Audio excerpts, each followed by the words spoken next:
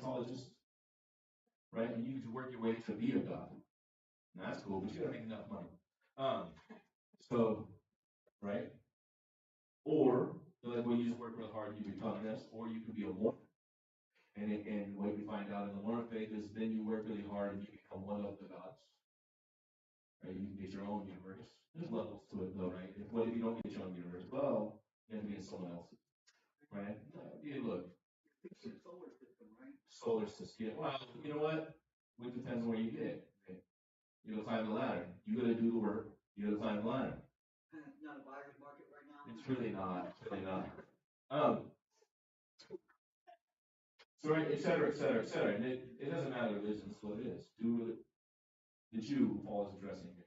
What is their goal? Well, work really hard to work really hard, and then hopefully God overlooks your sin. Although it does say in the scripture, can't do that. You won't do that. If you were to do that, you would be evil. See, God can't just overlook your sin. The sinner's got to be taken care of. The sin has to be paid for, the sinner has to pay. That's the backdrop. Well, who's the sinner? Only everyone. That's where we're at. We're good? Okay. I know it's not a pick-me-up, but it is, kind of. I'll show you, right? So anyway, Paul begins with this big sweeping statement, right? We get to Romans 3, 9 to 12. We just read 3, 9 to 12. It says, what then? Are we better than they? Not at all. For we previously charged both Jew and Greek that they are all under sin, as it's written. There's none righteous, no, not one. There's none who understands. There's none who seeks after God. They all have turned aside. They have together become unprofitable. There's none that does good, no, not one. What about the good atheist? No. Okay? What about the good philanthropist? No. What about the good teacher? Nope. It doesn't matter.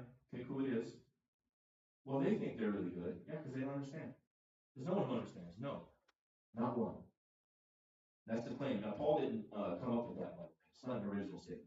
He took that from the Old Testament. No, don't put you under the law. However, the Apostle Paul actually thought it was a valid argument, as did Jesus, who, when explaining all the things about himself, he went to the Old Testament and to the prophets and to the law. And what he said to people was, if you really read and understood the law, you'd rejoice in me, because it's about me.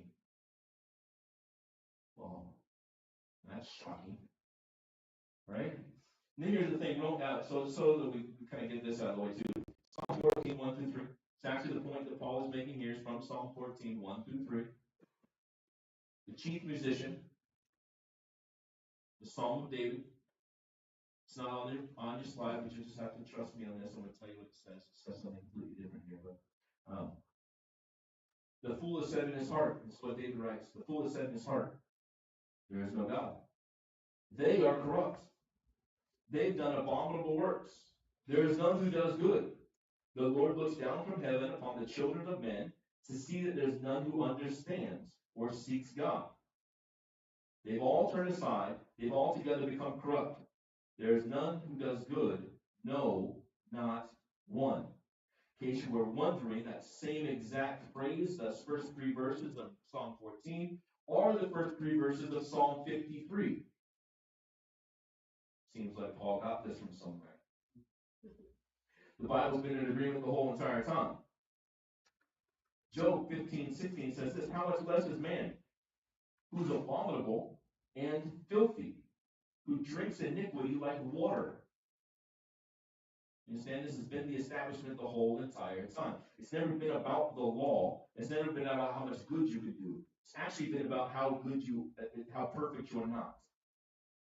How about Jeremiah 17:9? The heart is deceitfully wicked above all things. Who can know it? It's simple. Most of us know that verse, right? The heart is deceitfully wicked above all things. How about Jesus saying in Matthew 15:19? Jesus says this, he said, for out of the heart proceed evil thoughts, murders, adultery, fornications, theft, false witness, and the blasphemies. Out of the heart. Well, I'm good at my heart. No, you're not. Everything bad that you are actually came out of your heart. The heart, for the Hebrew, right, was the reasoning center. It's the mind, right? It's what made you you. Oh yes, yes. The heart wants. What the heart wants. Who can help it, right? Yeah. Because out of the heart, what does it? What does it want? Right? Evil, right? Mark 7:21-23. Jesus said this. He says, For from within, out of the heart, proceed evil thoughts, adultery, fornication, murders, thefts, covetousness, weakness, deceit, lewdness, an evil eye, blasphemy, pride, and foolishness. All the evil things that come from within are the things that defile a man. He says it's not a problem of what you do or what's outside or what you present. The problem's you,